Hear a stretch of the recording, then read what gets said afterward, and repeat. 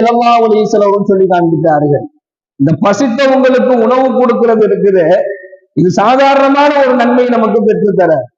அதுல அதுல மிகப்பெரிய ஒரு உபகாரத்தை அல்லாஹ் நமக்கு வச்சிருக்கிறான். பசியில் இருக்கிறவங்களுக்கு உணவு கொடுப்பது.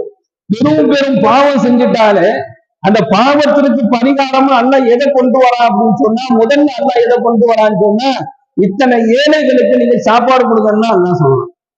ஒரு பெரிய பாவத்தை செஞ்சுட்டாரு ஒருத்தர், சத்தியத்தை மீறுகின்றார். ஒருத்தர் சத்தியத்தை மீறார், ஒரு சத்தியம் செய்யறாரு, அல்லாஹ் மீது ஆணையாக அப்படின்னு சொல்லி ஒரு சத்தியம் செய்யறாரு.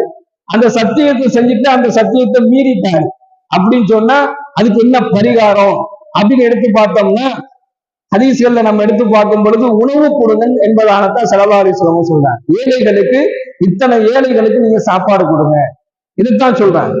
அதே போன்று பெரும் பெரும் பாவங்கள், அந்த பாவத்திற்கு